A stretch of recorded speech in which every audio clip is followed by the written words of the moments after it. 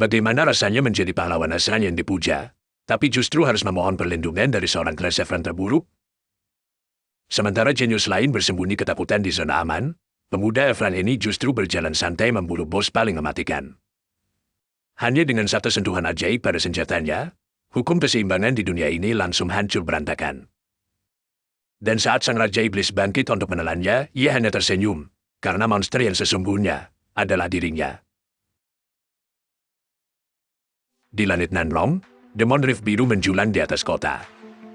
Hari itu adalah hari kebangkitan bagi para siswa tahun akhir. Di dalam bus, para siswa masih asyik bercanda. Namun, Jian yang berdiri di antara mereka dengan tatapan yang mulai gelisah. Mata Jian yang membesar. Suara dan pemandangan di dalam bus itu terasa sangat familiar, seolah ia dilempar kembali ke titik awal hidupnya. Bus yang penuh siswa itu menegaskan kenyataan yang sulit ia percaya. Jian yang benar-benar kembali ke masa sebelum semuanya hancur berantakan. Tangan Jian yang menggenggam erat pegangan bus.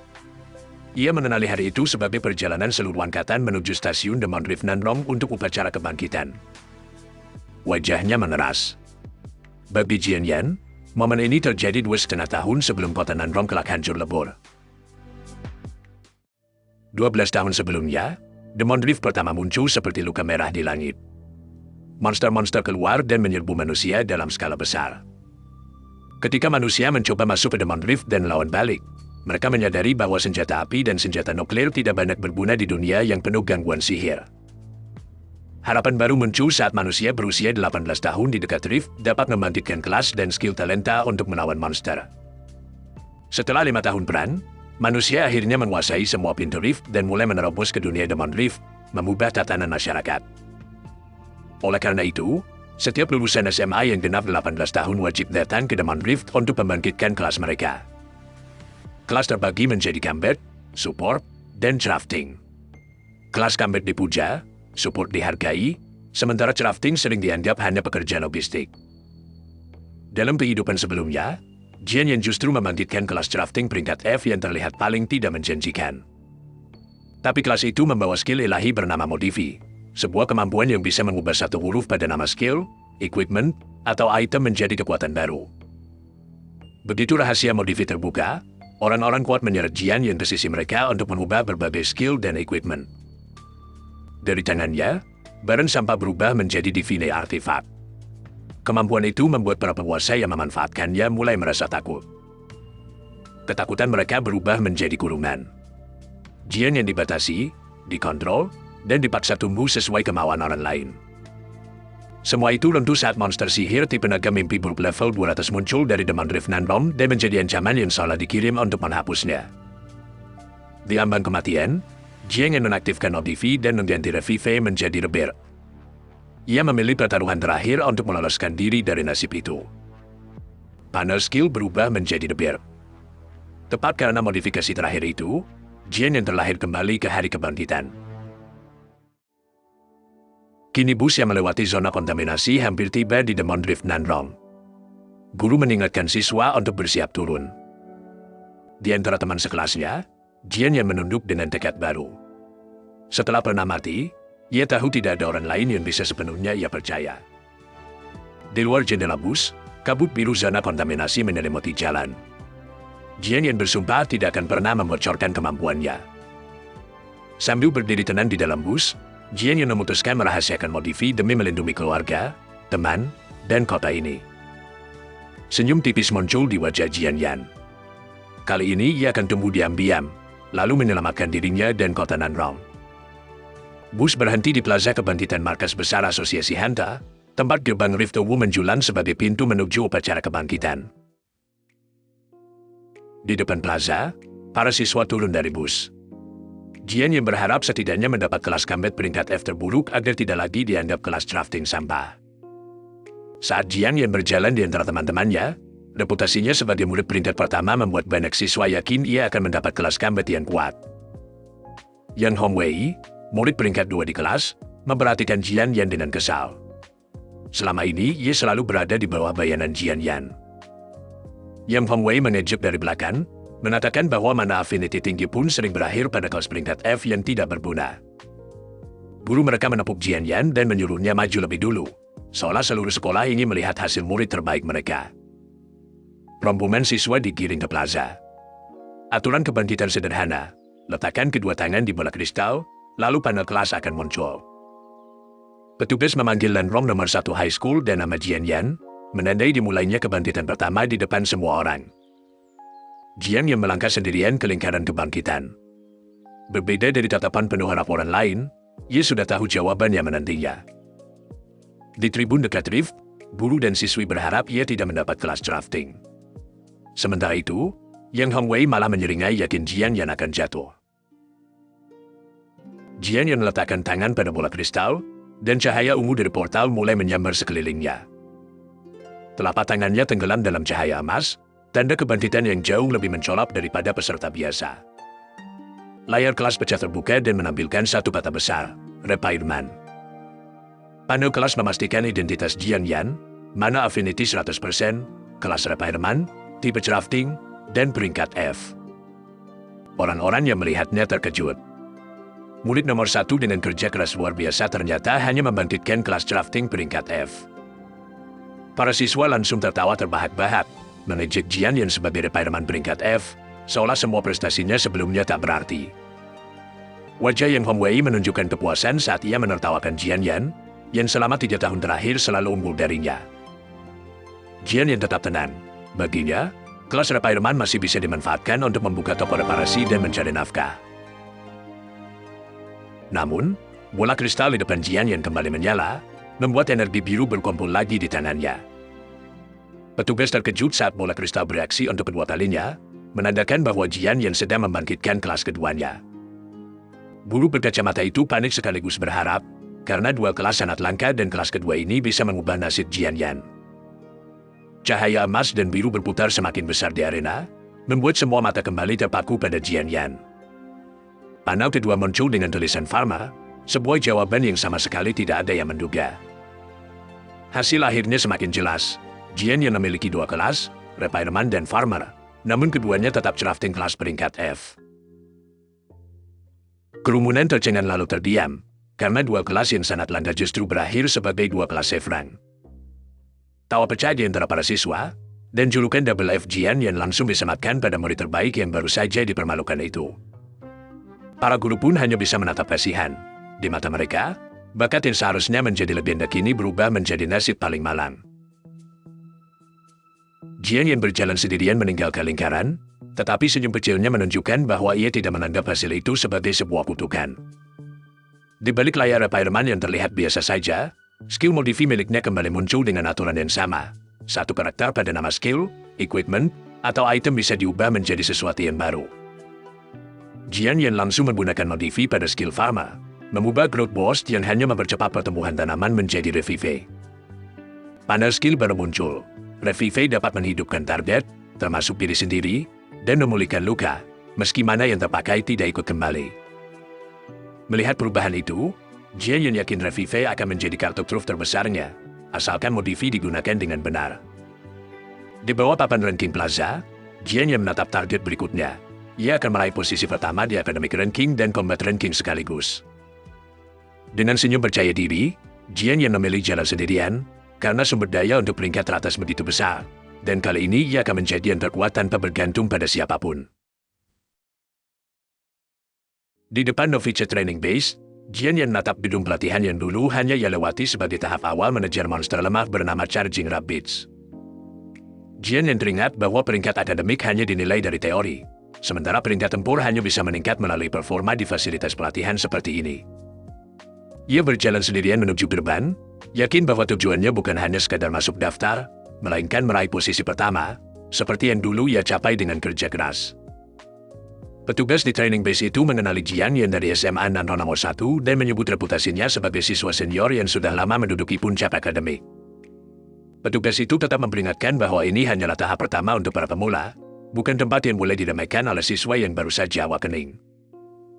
Jian Yan meminta perlengkapan pemula dengan tenang, membuat kedua petugas menilai ia terlalu percaya diri, padahal kelas publiknya hanya double F. Para petugas berbisik bahwa Jian Yan selalu menjadi nomor 1 secara akademik dan hampir pasti ingin mempertahankan posisi itu di peringkat tempur juga. Perlengkapan pemula akhirnya diberikan, dan Jian yang menerimanya sebagai bahan pertama untuk menguji skill modifi miliknya tanpa menarik perhatian berlebihan. Antarmuka perlengkapan menampilkan pedang besi level 1 dan sepatu kulit level 1, dua item biasa yang di mata orang lain hampir tidak memiliki nilai.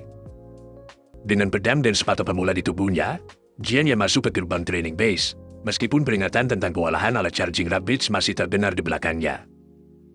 Ia hanya mengangkat tangan sambil berterima kasih, karena bagi Jian Yan, bahaya pemula seperti ini justru merupakan ruang aman untuk menguji kekuatan rahasianya.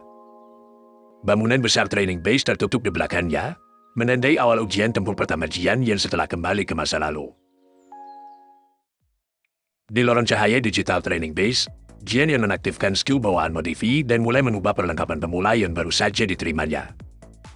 Panel item berubah. Pedang besi dan sepatu kulit naik fungsinya menjadi versi yang lebih kuat seperti pedang baja dan sepatu angin, membuktikan bahwa item murah pun bisa ia paksa menjadi modal tempur. Saat mendendam pedang yang sudah dimodifikasi, Jian yang merasakan kekuatannya jauh lebih nyaman untuk berburu monster level rendah. Ia memasuki area merah yang penuh akar dan aura monster, lalu menahan diri untuk tidak langsung menantang zona yang terlalu tinggi sebelum levelnya mencukupi. Arena pelatihan menjelaskan pembagian zona dasar, zona lanjut, dan zona bos. Untuk pelatihan awal, peserta diminta untuk tetap berada di zona dasar. Di balik pepohonan gelap, mata-mata merah Charging Rabbits mengintai, dan panel aturan menyebut target penyelesaian sebagai memburu 10 monster kecil itu. Gerbang besar di belakang Jian yang tertutup jauh, membuat arena ini berubah menjadi ruang uji pribadi antara dirinya dan gerombolan kelinci. Antarmuka monster memperkenalkan Charging Rabbit level 1, makhluk rendah yang justru cocok untuk menguji apakah perlengkapan hasil modifi benar-benar efektif. Begitu kelinci pertama menerjang, puluhan kelinci lain ikut bergerak seperti gelombang kecil, tetapi Jian Yan sudah memosisikan pedangnya untuk menyambut mereka. Jian Yan menayungkan pedangnya dengan dingin, memanfaatkan kecepatan dan serangan tambahan dari perlengkapan modifikasi untuk membuka jalan di tengah kerumunan. Satu kelinci melompat dari sisi depan, tetapi serangan biru Jian Yan memotong lajunya sebelum monster itu sempat menyentuhnya. Ayunan berikutnya menyapu banyak Charging Rabbit sekaligus, membuat arena dasar yang seharusnya menjadi latihan pemula berubah menjadi pembantaian singkat. Saat levelnya mendekati 10, Jian yang teringat bahwa ia akan membuka awak Canadian atas skill yang bisa menciptakan dan menjinakkan monster iblis. Jian yang juga memperhitungkan Yang Hongwei, jika rival itu mendapatkan kelas yang kuat seperti pada kehidupan sebelumnya, ia pasti akan kembali mencari masalah. Di Plaza Awakening, nama Yang Hongwei dipanggil berikutnya, dan semua mata beralih pada murid peringkat 2 SMA Nanrong nomor 1 itu. Yang Hongwei berdiri di tengah cahaya Awakening dengan keyakinan penuh bahwa kelas tempur saja cukup untuk menyingkirkan Jian Yan dari peringkat pertama. Energi biru dan putih meledak di sekitar Yang Hongwei, menandakan hasil Awakening yang jauh lebih mencolok daripada Double F milik Jian Yan. Nama Berserker muncul besar di layar, langsung mengubah suasana plaza menjadi panggung kemenangan pribadi bagi Yang Hongwei. Antarmuka mengonfirmasi Yang Hongwei sebagai berserker arang, tipe tempur utama, dan ia berteriak puas karena akhirnya memiliki modal untuk mengalahkan Jian Yan. Para siswa di sekitar ikut gempar, membandingkan peringkat tempura milik Yang Hongwei dengan dua kelas drafting peringkat F milik Jian Yan. Yang Hongwei menunjuk langit sambil menyatakan tidak ada lagi yang boleh memanggilnya nomor 2 di kelas senior. Ia menegaskan namanya sendiri dengan penuh kesombongan, seolah Awakening Berserker sudah cukup untuk menghapus semua kekalahan lamanya. Teman-teman sekelas segera menerubuminya dan memuji hasil Awakening itu, membuat Yang Hongwei semakin tenggelam dalam sorak-sorai. Di tengah pujian itu, Yang Hongwei malah memikirkan Jian Yan, yakin bahwa peringkat F tidak akan mampu mengejar kekuatan berserkernya. Seorang siswa melihat Jian yang menuju Novice Training Base dan menjadikan arah itu sebagai bahan ejekan baru. Yang Hongwei dan kelompoknya langsung bergerak mengejar, berniat mempermalukan si Double F ketika Jian yang gagal di hadapan semua orang. Seorang guru berkacamata menilai Yang Hongwei hanya memakai kekuatan keluarganya untuk mengumpulkan pengikut, sementara Jian yang selalu menandalkan dirinya sendiri. Kilas balik ruang kelas malam memperlihatkan Jian yang belajar sendirian, bukti bahwa reputasinya bukan lahir dari keberuntungan. Di lintasan olahraga, Jian yang juga memaksakan diri berlatih hingga batas kemampuannya, mengejar nilai fisik dengan disiplin yang sama kerasnya. Di ruang penembahan mana, guru itu teringat Jian Yan yang menahan rasa sakit tanpa bersuara, membuatnya tak percaya anak sekeras itu hanya berakhir sebagai F-rank. Wang Qingfeng muncul sebagai senior yang selalu berada tepat di belakang Jian Yan dalam akademik dan pertarungan, Dan ia tahu betul betapa brutalnya Jian Yan berlatih. Dalam ingatan Wang Qingfeng, kekalahan di final tahun pertama begitu telak sampai harga dirinya benar-benar dihancurkan oleh Jian Yan. Bayana latihan Jian Yan yang berdarah-darah memperlihatkan alasan Wang Qingfeng menolak meremehkan rival lamanya, apapun kelas yang baru muncul. Wang Qingfeng berjalan santai sambil menegaskan bahwa hanya dirinya yang berhak mengalahkan Jian Yan. Siapapun yang ingin menyentuh rivalnya harus melewatinya dulu. Di dalam markas latihan, Jian Yan duduk di atas tumpukan bantai kelinci, kelelahan setelah terus membunuh monster demi menaikkan level dengan cepat. Gundukan Charging Rabbids di bawahnya membuktikan bahwa zona dasar sudah bersih jauh melampaui ukuran latihan pemula biasa. Charging Rabbid King level 5 akhirnya muncul, monster kelinci raksasa dengan kristal elemen api yang memungkinkan serangan api. Jian yang melihat levelnya masih 4 dengan XP hampir penuh, tetapi luka-lukanya cukup parah untuk membuat duel langsung berisiko. Rabbid King merunduk dan bersiap menyeruduk, memadatkan api pada kristal di dahinya untuk satu hantaman keras. Monster itu melesat seperti peluru, menandat debu dan batu saat mencoba menahan Jian Yan dengan Flame Headbutt. Jian Yan menatap cahaya di kepala Rabbid King dan menyadari bahwa kunci kemenangan bukan menghindar, melainkan mengubah skill monster itu sendiri. Ia menaktifkan modifi tepat di depan serudukan, menjadikan skill milik musuh sebagai target eksperimen yang sudah lama ia tunggu. Nama Flame Headbutt berubah menjadi Flame Headburst, dan deskripsi baru menunjukkan efek ledakan diri dari kristal api di kepala monster. Api di kepala Rabbid King meledak balik ke tubuhnya sendiri, mengubah serangan maut menjadi hukuman bagi penggunanya. Ledakan besar memenuhi arena, menghantam bos kelinci dan mengguncang tanah di sekitar Jian Yan. Jian Yan terpental di tanah puing, tetapi Wei menunjukkan levelnya naik dari 4 ke 5 setelah Rabbid King hancur oleh skill yang dimodifikasi. Papan markas latihan memperbarui rekor clear untuk Charging Rabbids dan mencatat nama Jian Yan dengan waktu yang jauh lebih cepat dari catatan sebelumnya. Siswa-siswa di luar menatap papan rekor dengan kaget, sadar Jian Yan memotong lebih dari separuh waktu clear lama meski baru saja dianggap double F. Yang Hongwei berkeringat melihat hasil itu, rekor Jian Yan terlalu cepat untuk dijelaskan oleh keberuntungan biasa. Namun Yang Hongwei menolak mengaku kalah dan meminta tantangan lanjutan, bertekad membongkar sendiri apakah Jian Yan benar-benar hanya berpura-pura lemah. Jian Yan duduk diselimuti cahaya pemulihan, menggunakan regeneration untuk menutup luka dan menyiapkan tubuhnya sebelum bergerak ke tahap berikutnya. Ia menimbang area latihan yang lebih berbahaya, sementara bayangan monster serigala besar menunjukkan bahwa lawan berikutnya bukan lagi kelinci pemula.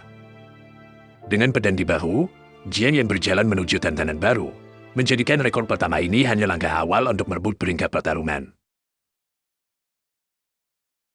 Jian Yan berdiri di depan Novice Training Base, Cyclone Wolf Base. Ia menyebut tempat ini rumah jaga para pemula, karena tahu betapa brutalnya arena ini.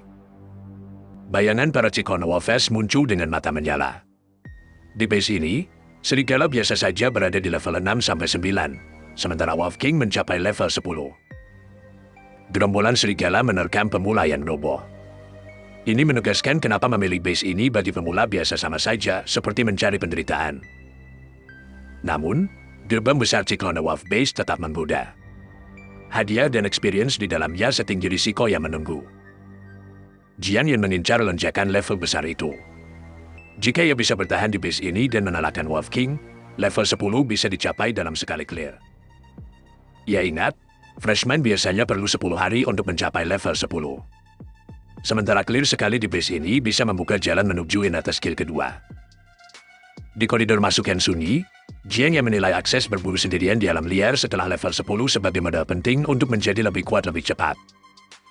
Petugas base berkacamata menghentikannya dan memastikan apakah Jian Yan benar-benar ingin menantang base ini sendirian.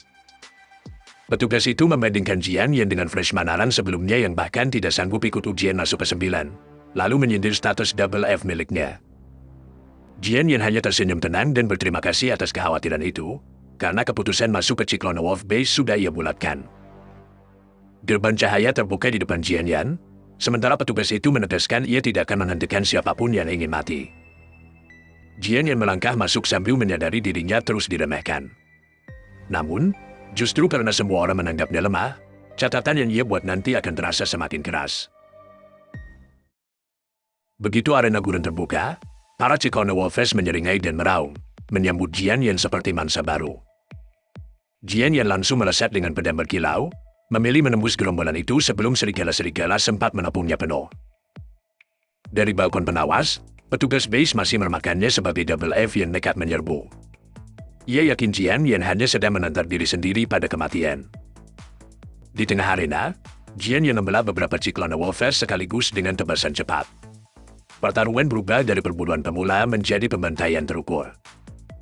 Petugas itu akhirnya terkejut melihat kecepatan Jian Yan, karena serangan seperti itu menjubahkan tanpa tanda ia memakai innate skill profesinya. Beberapa waktu kemudian, bunuman bangkai serigala memenuhi arena. Jian Yan berdiri di puncaknya dengan tubuh penuh luka. Wajah petugas berubah pucat saat ia mengakui bahwa anak yang baru saja ia hina memang bergerak seperti seorang jenius. Rasa takut membuat petugas itu ingin pergi lebih dulu. Ia khawatir Jian Yan akan keluar dan membalas penghinaan yang baru saja ia lontarkan. Jian Yan berlutut di atas bangkai serigala dengan status naik ke level 9. Ia sadar, tanpa regeneration ia sudah bisa mati berkali-kali di base ini. Regeneration muncul jelas. Skill itu dapat memulihkan target termasuk diri sendiri dan menyembuhkan semua luka, tetapi mana yang sudah dipakai tidak kembali. Di antara mayat Cyclone Wolfes, Jian Yan menilai mereka jauh lebih cepat, kuat, dan cerdas daripada Charging Rabbids. Namun, perbedaan itu tetap belum cukup menghentikannya. Serangan mendadak menghantam kepala Jian Yan sampai berdarah. Namun, ia menahan sakit itu sebagai harga kecil untuk mengubah nasib dan dunia. Di ujung arena, Cyclone Wolf King akhirnya muncul di antara kawanan yang tumbang. Duel terakhir berubah menjadi pertarungan antara dua pemburu. Panel monster memperkenalkan Cyclone Wolf King level 10, Raja Serigala rendah yang memakai elemen angin untuk mempercepat larinya. Jian yang mengenali dua kemampuan utama Wolf King, Wind Speed untuk ledakan kecepatan dan Wind Blade Claw untuk serangan jarak jauh. Skill menampilkan Wind Speed dan Wind Blade Claw, dua skill level 1 yang sama-sama cukup berbahaya jika dibiarkan aktif dalam duel dekat. Jian yang sadar Wamudifnya terbatas. Memaksakan perubahan pada dua skill sekaligus hanya akan membuat pertarungan semakin kacau dan boros. Cyclone Wolf King menerjang dengan kecepatan liar, memaksa Jian yang segera memilih cara menang sebelum tubuhnya dihancurkan lebih dulu. Jian yang mencengkeram bajunya yang robek dan memutuskan berjudi, bukan dengan kekuatan murni, melainkan dengan cara berpikir paling nekat yang ia punya.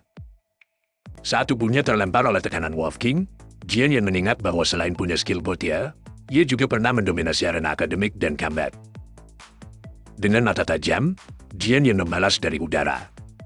Pengalaman sebagai peringkat atas dua bidang itulah yang membuatnya bisa membaca celah di tengah duel level 10. Di luar arena, Papa Novice Training Base kembali menampilkan laporan clear, sementara para siswa mulai berkumpul di bawahnya. Beberapa siswa yang baru selamat dari area latihan bersorak lega, merasa hampir mati hanya karena masuk terlalu dalam. Petugas lain memarahi para novice yang dekat masuk advanced area, mengingatkan mereka agar tidak sekuat dan tetap leveling di basic area. Salah satu siswa yang babak belur tidak terima. Ia mempertanyakan bagaimana Jian Yan yang disebut F-Rank bisa membersihkan boss zone lebih dulu. Teman-temannya langsung menyimpulkan Jian Yan pasti curang, karena catatan itu terasa mustahil bagi orang yang baru saja dicap Double F. Papan rekor mengumumkan clear time Jian Yan di bawah 1 jam. Bahkan memotong rekor lama sekitar setengah jam penuh dan menaikkan ranking puluhan ribu tempat. Yam Hongwei menatap papan itu dengan marah, lalu menjadikan dugaan kecurangan sebagai alasan untuk bergerak mengejar Jian Yan. Dengan gaya santai tapi penuh niat buruk, Yang Hongwei mengajak rombongan pergi ke Cyclone Wolf Base untuk menyemangati Jian Yan sambil menunggu ia terbongkar. Di arena, pedang Jian yang tertancap pada tubuh Cyclone Wolf King yang sudah tumbang, menandai akhir duel paling berbahaya sejauh ini. Jian yang berdiri di depan matahari dan akhirnya mencapai level 10, titik yang membuat skill bawaan kedua bisa dibangkitkan. Sistem segera menambahkan dua skill bawaan baru, durability dari kelas artisan dan plant grafting dari kelas farmer. Panel status Jian yang kini memperlihatkan level 10, daftar skill yang bertambah, dan ia langsung menaktifkan modify untuk mengubah plant grafting. Nama plant grafting berganti menjadi all things grafting, membuktikan skill pertanian yang terlihat biasa dapat dipaksa menjadi kemampuan penciptaan kelas tinggi. Sambil memegang pedang di atas tubuh yang penuh luka, Jian yang menyadari all things grafting adalah kunci untuk menciptakan contracted demon beast terkuatnya sendiri. Deskripsi all things grafting menjelaskan efeknya, menggabungkan gen dua spesies biologis untuk melahirkan makhluk baru, dengan peluang superior awal 10%. Jian Yan memperhitungkan bahwa saat skill itu mencapai level 10, peluang lahirnya makhluk superior akan menjadi 100%, meski aturan drafting masih membatasinya.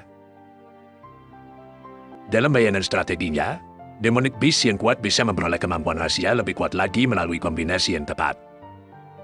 Jian Yan bahkan melihat kemungkinan menciptakan Demonic Beast terserang dari dua arah, sesuatu yang pada kehidupan biasa nyaris mustahil disentuh Roke. Dengan Beast Tamer Skill Scroll, makhluk hasil crafting itu bisa dijadikan kontrak, bukan sekadar monster liar yang sulit dikendalikan. Bayangan Battle Path raksasa berdiri di hadapan Jian Yan, memperlihatkan bentuk kekuatan loyal yang bisa ia bangun sendiri tanpa bergantung pada faksi manapun.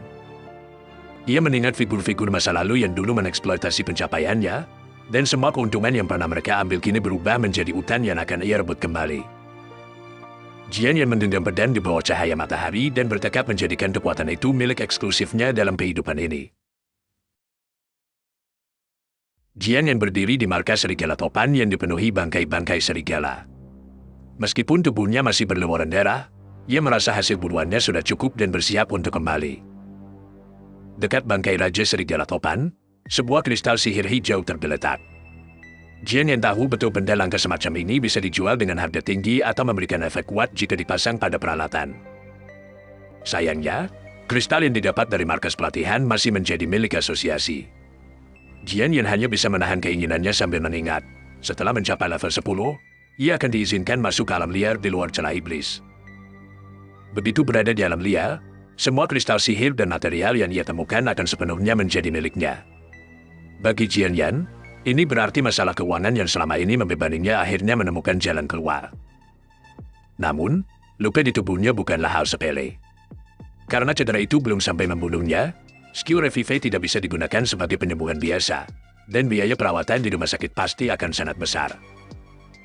Ia bahkan sempat memikirkan cara ekstrim, sengaja mati di dekat para ksatria pekerja agar Revive bisa aktif. Namun, melakukan itu di depan saksi mata pasti akan langsung menarik perhatian yang sama sekali tidak ia inginkan. Akhirnya, Jian Yan memutuskan untuk pergi lebih dulu dan mencari tempat sepi untuk mengatasi lukanya tanpa terlihat oleh siapapun. Di gerbang luar, Jian Yan kembali ke jalur utama, tubuhnya masih menanggung luka-luka dari pertarungan sebelumnya. Begitu sampai di plaza, ia langsung melihat kerumunan siswa yang jauh lebih besar dari dugaannya. Rekor barunya ternyata sudah menarik perhatian banyak orang. Beberapa siswa segera menunjuknya sebagai mahasiswa baru yang mencetak rekor, membuat semua tatapan di plaza itu langsung tertuju pada Jian Yan. Jian Yan akhirnya paham, bukan hanya teman seangkatannya yang datang. Para senior pun ikut berkumpul karena rekor itu terlalu tidak masuk akal untuk diabaikan. Dengan begitu banyak mata di sekelilingnya, Jian Yan tidak bisa menggunakan Revive. Sekali rahasianya terbongkar, semua rencana untuk temu diam-diam bisa hancur berantakan. Masalahnya, noda darah di seragamnya semakin jelas terlihat dan tubuhnya mulai melemah. Kalau ia terus berjalan di depan semua orang, luka itu justru akan menimbulkan kecurigaan baru. Tepat ketika Jian Yan berada dalam kesulitan, cahaya suci tiba-tiba turun. Seorang gadis dengan aura sayap emas muncul di tengah plaza, dan seluruh perhatian kerumunan langsung teralihkan darinya. Para siswa langsung mengenali kelas itu sebagai Holy Angel, kelas supporter serang yang jauh lebih mencolok dibandingkan rekor Jian Yan sendiri. Cahaya keemasan menyelimuti gadis itu saat ia berjalan maju. Kehadirannya terasa seperti jawaban tepat untuk luka yang sedang disembunyikan Jian Yan. Bisik-bisik kerumunan menyebutnya berasal dari keluarga Yao yang bergengsi. Bagi para siswa, kedatangannya saja sudah cukup untuk membuat plaza gempar. Bagi Jian Yan, kedemparan itu justru datang tepat waktu. Perhatian yang bergeser memberinya celah untuk menerima bantuan tanpa terlalu disorot. Setelah penyembuhan Holy Angel bekerja, luka Jian Yan hampir tertutup seluruhnya. Ia langsung berterima kasih kepada gadis dari keluarga Yao itu. Jian Yan tidak hanya menerima bantuan. Ia menawarkan balasan yang masuk akal, jika equipment gadis itu rusak di masa depan, ia akan memperbaikinya.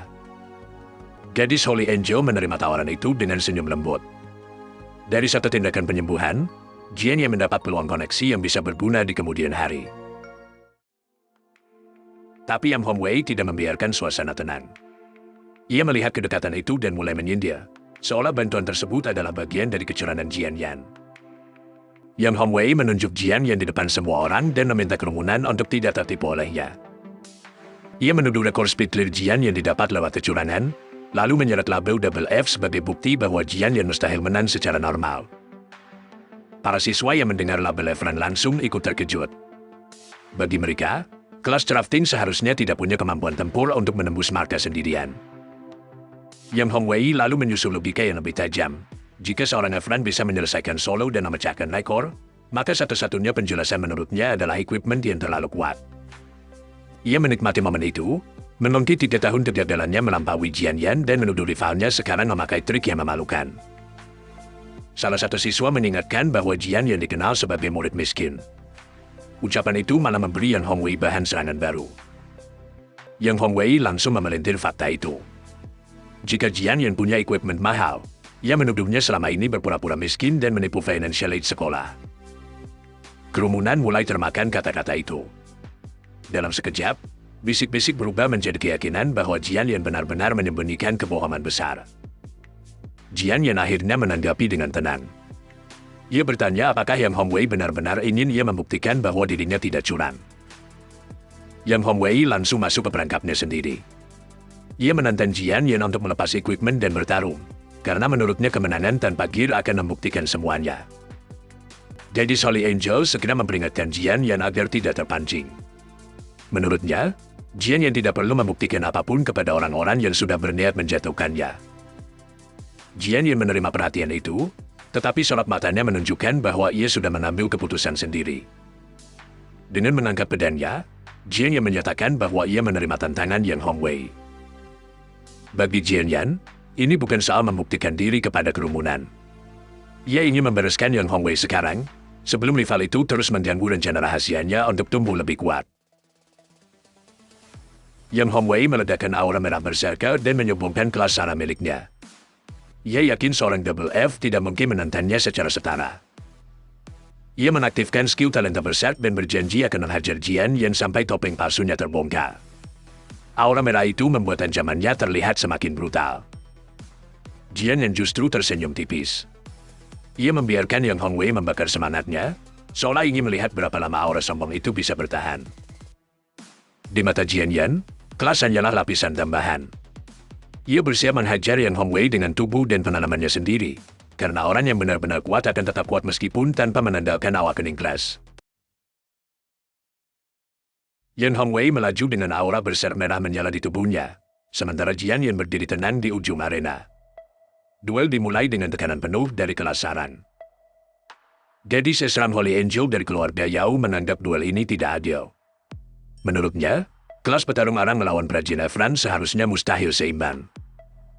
Jian Yan justru menepalkan tangan, menilai syaratnya sederhana. Ia hanya perlu mengalahkan Yang Hongwei.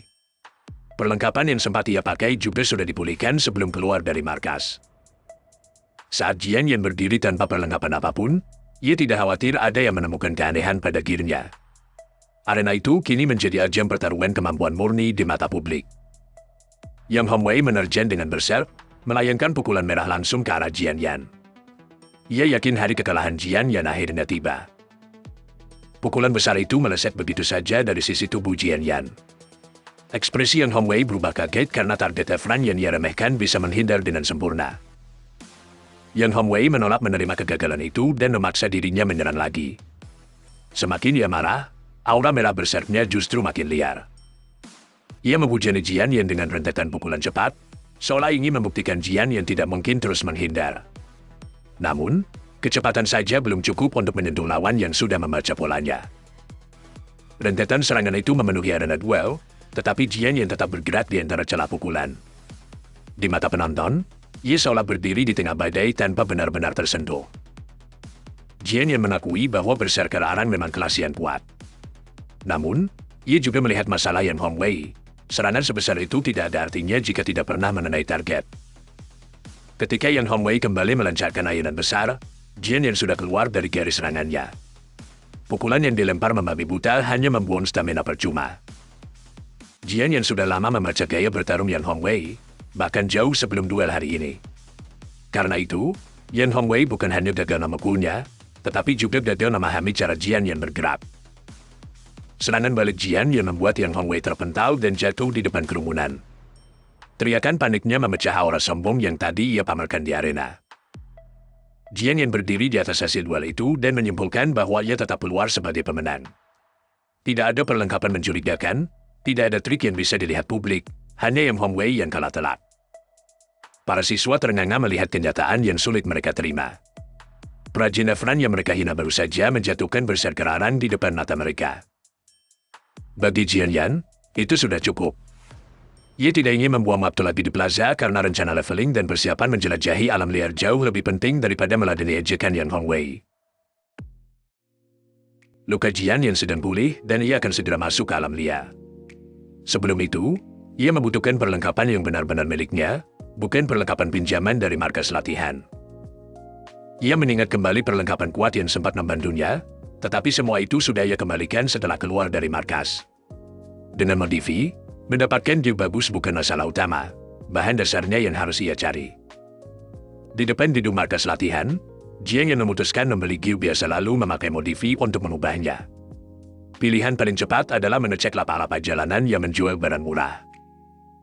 Masalahnya, uang di tangan Jian yang hanya sedikit. Bahkan mengetahui banyak lapak dari kehidupan sebelumnya tidak langsung membuatnya bisa membeli perlengkapan yang layak. Sebelum Jian yang pergi, sebuah pukulan mendadak datang dari samping. Ia menangkap serangan itu tanpa panik, seolah sudah terbiasa menghadapi kejutan semacam ini. Jian Yan langsung menghentikan pukulan itu dengan tangan kosong. Refleksnya membuat serangan Wang Qingfeng berubah menjadi sapaan kasar antar rival. Wang Qingfeng muncul dengan sindiran santai, seolah aksi tiba-tibanya hanya cara biasa menyapa Jian Yan. Rivalitas mereka terasa lebih lama dan lebih personal daripada pertengkaran dengan Yang Hongwei. Wang Qingfeng memuji hasil Jian yang sesuai reputasinya sebagai orang yang selalu berada di puncak akademik dan pertarungan selama 3 tahun. Ia jelas tidak melihat kemenangan tadi sebagai kebetulan. Ia lalu melemparkan sekaleng minuman dengan panggilan lama yang akrab, Old Rival. Setelah duel panas, gestur kecil itu mengubah suasana menjadi lebih ringan. Wang Qingfeng mengaku sudah menyaksikan pertarungan Jian yang melawan Yang Hongwei. Bahkan ia berkata akan turun tangan kalau Jian Yan benar-benar tidak mampu menang. Bagi Wang Qingfeng, Jian Yan masih satu-satunya lawan yang ia akui. Yang Hongwei, dengan semua kesombongannya, bahkan tidak masuk hitungan. Jian Yan menanggapi dengan datar bahwa ia tadi bahkan belum bertarung serius. Kalimat itu terdengar sombong, tetapi hasil duel membuatnya sulit dibantah. Ucapan itu membawa ingatan mereka kembali ke pertandingan tahun pertama, ketika Wang Qingfeng berdiri di arena melawan Jian Yan. Pertemuan itu menjadi asal luka harga diri yang ia bawa sampai sekarang. Di pertandingan itu, Wang Qingfeng justru mengangkat tangan dan menyerah. Kekalahan tanpa bertarung itu menjadi pilihan yang terus membayani hubungan mereka. Sejak saat itu, Wang Qingfeng selalu memilih forfeited setiap tahun saat harus melawan Jian Yan. Di balik candaan mereka, ada sejarah panjang tentang rasa takut, pengakuan, dan harga diri. Jian yang menebak Wang Qingfeng sengaja menyerah untuk memberinya beasiswa juara pertama. Tebakan itu memperlihatkan bahwa Wang dan Ren Qing selalu menjadi bagian dari alasan Jian yang bertarung keras. Wang Qingfeng menolak penjelasan itu dan menunjuk alasan yang lebih tajam. Mata Jian yang saat bertarung terlalu kejam. Ia tidak kalah karena kasihan, melainkan karena insting bertahan hidup. Pembicaraan mereka bergerak ke National Freshman Tournament tahun ini. Jian yang langsung memuji apakah Wang Qingfeng akan mengulang kebiasaan lama dan menyerah lagi. Wang Qingfeng menolak keras. Kali ini ia ingin mengalahkan Jian yang sampai benar-benar membayar semua tahun yang ia lewati dengan forfeit. Jian yang menerima janji itu dengan tenang dan mereka menautkan kaleng minuman seperti dua rival yang saling menunggu hari pertarungan asli. Untuk pertama kalinya sejak duel Yang Hongwei, tantangan yang muncul terasa setara. Sebelum pergi, Wang Qingfeng melempar kartu berisi 2000 dan memilih strategi speed clear milik Jian Yan untuk Widow and Dwarf. Ia membantu, tetapi tetap membungkusnya sebagai transaksi. Wang Qingfeng mengingatkan agar strategi itu segera diberikan. Di antara mereka, bantuan dan persaingan selalu berjalan berdampingan. Jian Yan menerima uang itu dengan senyum kecil. Ia menyimpan bantuan Wang Qingfeng dalam ingatan, tetapi tetap bergerak menuju tujuan awal, membeli perlengkapan. Dengan uang tambahan itu, Jian Yan akhirnya bisa menjelajahi lapak-lapak jalanan. Ia tidak mencari barang mewah, Hanya bahan yang cukup cocok untuk diubah menjadi senjata lebih kuat. Jian yang meninggalkan area sekolah, menuju sisi kota yang lebih ramai. Ingatan dari kehidupan sebelumnya menuntunnya ke sebuah tempat yang tidak akan diketahui siswa biasa. Area itu adalah pasar gelap jalanan yang pernah ia ingat. Kebanyakan barang yang dijual memang hanya item dasar tanpa enchantment atau efek lot, tapi bagi Jian Yan, item dasar pun bisa jadi peluang. Di antara lapak-lapak senjata biasa, Jian yang melihat sebuah kemungkinan yang tidak sepenuhnya mustahil. Bagi seseorang dengan skill modifi dan durability, barang rusak bisa jauh lebih berharga dari kelihatannya. Vendor memperlihatkan Demon Fall Blade yang sudah tertanam Magic Crystal Whirlwind Dwarf. Dari tampilannya saja, pedang itu jelas jauh di atas perlengkapan murah yang dicari kebanyakan pemula. Panel equipment menunjukkan Demon Fall Blade Rank Plus, level 10, dengan atap plus 40 dan efek freezing yang bisa memperlambat musuh. Sayangnya, durabilitasnya sudah tidak penuh. Harga 18.000 membuat Jian Yan langsung sadar pedang itu terlalu mahal. Vendor bahkan menegaskan harga penuhnya bisa jauh lebih tinggi jika durabilitasnya masih utuh.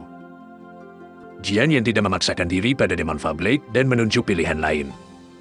Matanya beralih ke pedang yang tampak jauh lebih biasa, tapi mungkin lebih cocok dengan rencana rahasianya.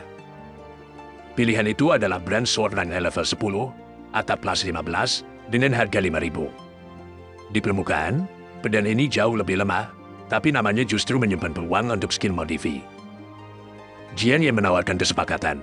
Ia akan memperbaiki Demon Fall Blade, dan sebagai gantinya vendor harus memberikan Brand Sword secara gratis.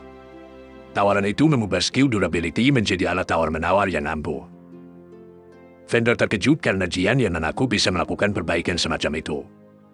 Bagi seorang pemula yang tampak seperti siswa biasa, kemampuan memperbaiki equipment langka bukanlah hal yang wajar. Sistem lalu menampilkan aktivasi durability. Skill baru dari jalur crafting Jian yang akhirnya dipakai langsung di luar training base. Cahaya biru terkumpul di tangan Jian yang saat ia meminta vendor mencoba saja hasilnya. Namun dalam pikirannya, target rencana ini bukan Demon Fall Blade sejak awal. Target sebenarnya adalah Azure Steel Sword. Jika Jian Yan bisa mendapatkan Brand Sword itu, skill modifi dapat mengubahnya menjadi jalur menuju senjata legendaris yang ia incar sejak awal. Vendor berkacamata itu mulai memuji Jian Yan, menanyakan rank kelas dan kemungkinan skill Reaper yang ia punya. Jian Yan memperlihatkan cahaya skill biru di tangannya dan menjawab terus terang bahwa ia adalah seorang repairman, kelas artisan rank F. Di depan lapak senjata, vendor itu membandingkan dirinya sebagai blacksmith rank D. Seolah jarak di antara mereka terlalu besar untuk disamakan. Sambil memegang Demon Fall Blade, vendor memperingatkan bahwa memahami senjata bukan berarti bisa menjamin durabilitasnya pulih. Penjelasan tentang durabilitas muncul bersama pedang yang retak. Begitu durabilitas turun ke nol, sebuah weapon akan hancur total. Untuk memperbaiki senjata, seseorang harus merasakan struktur internal weapon dan membangun ulang dari dalam, bukan sekadar menambal bagian luarnya. Vendor tersenyum licik dan menetapkan taruhan. Jika di perjian yang gagal, durabilitas akan jatuh lebih rendah dan Jian Yan harus membayar 18.000. Yao Kexin yang menonton dari belakang mulai cemas. Menurutnya, bahkan Blacksmith Rande pun belum tentu bisa memperbaiki equipment Rande Plus dengan mudah. Jian Yan tidak terpancing oleh tekanan itu. Ia hanya meminta semua orang melihat baik-baik saat menerima Demon Fall Blade. Cahaya durability menyala dari tangan Jian Yan, sementara ia mengingat bagaimana repairman dan farmer pernah dianggap sampah oleh semua orang. Dalam kehidupan sebelumnya, Jian Yan justru memaksa diri mempelajari segala hal sampai kemampuan durability miliknya benar-benar tajam. Di bawah cahaya biru itu, Jian Yan sadar kebiasaan pahit dari kehidupan sebelumnya kini berubah menjadi salah satu keuntungan terbesarnya. Demon Fall Blade pulih di tangan Jian Yan, equipment yang semula rusak kembali memiliki durabilitas 100%.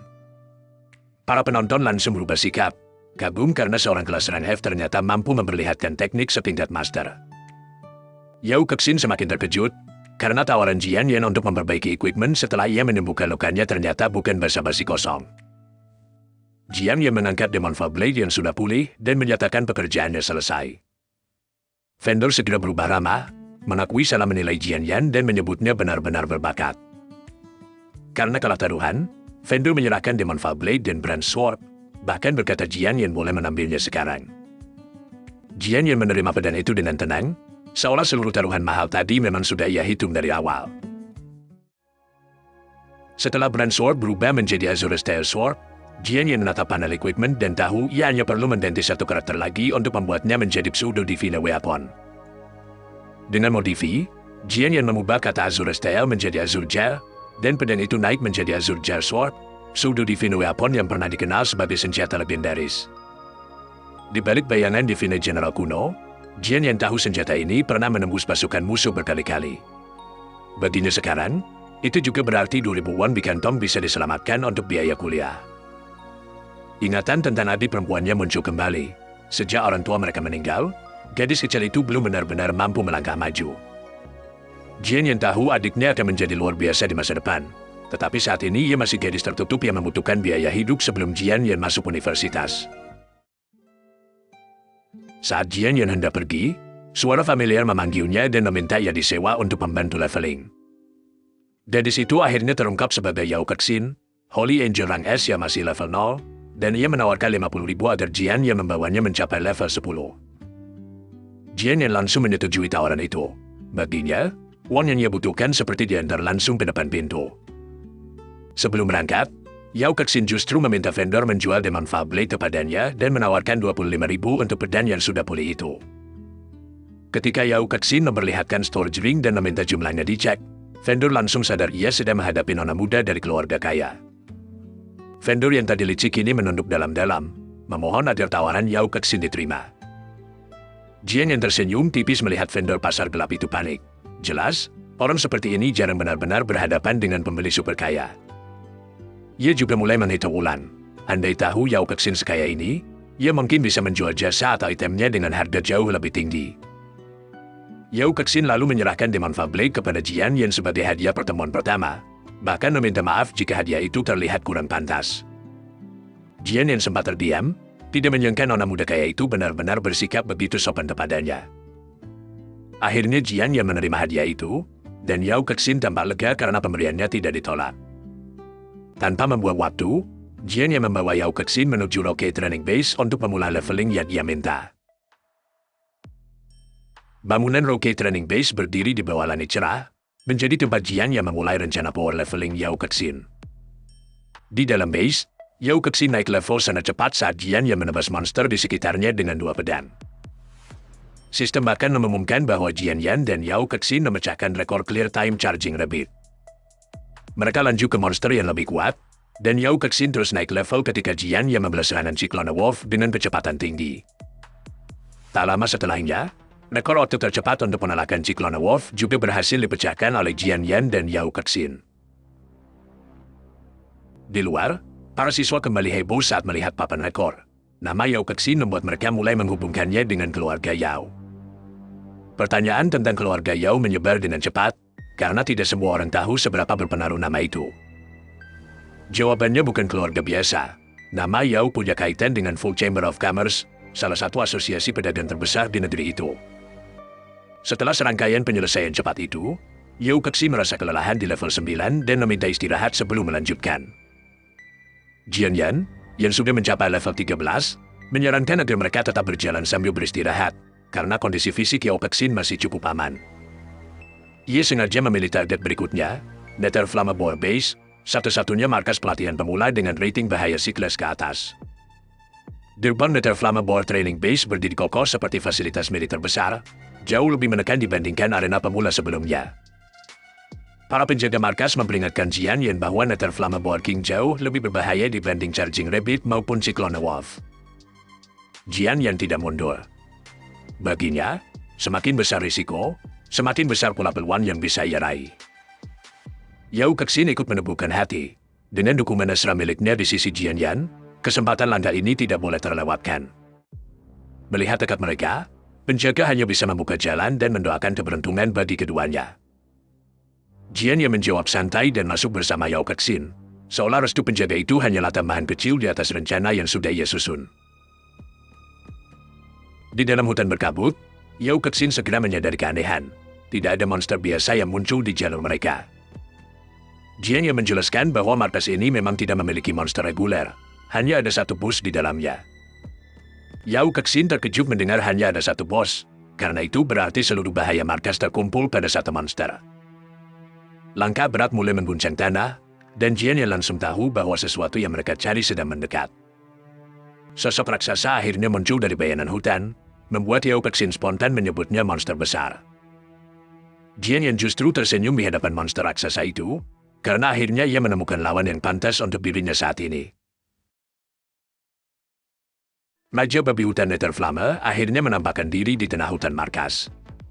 Antarmuka pengguna menunjukkan level 15, kelangkaan Deminus, dan api Netherfire yang suhunya bisa mencapai 200 derajat. Jadi, Jian Yan sedang menghadapi bos pemula yang jauh melampaui monster-monster sebelumnya. Jian Yan segera menempatkan Yao Kexin di posisi pendukung, memintanya bersiap menggunakan Holy Light untuk menyembuhkannya. Yao Kexin menjawab siap, sementara Jian Yan maju dengan 2 pedang di genggaman. Ketika berhadapan dengan monster kuat, Jian Yan memilih untuk menyerang lebih dulu. Ia melesat cepat dengan Jian Steel Sword-nya, berusaha mencuri momentum sebelum Raja Babi Hutan Netherflamme sempat mempercederakannya.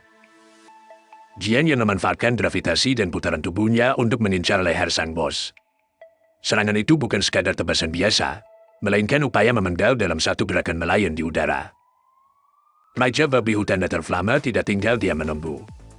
Matanya menyala biru, tubuhnya bergerak cepat, dan bos itu bereaksi cukup tajam untuk menghindari jalur tebasan Jian Yan. Bos itu bahkan melompat, membuat Jian Yan gagal memenggalnya saat itu juga. Jian Yan segera menyadari bahwa babi raksasa ini jauh lebih pintar dari monster pemula biasa. Di sela sepersekian detik saat bos masih di udara, Jian Yan melihat celah.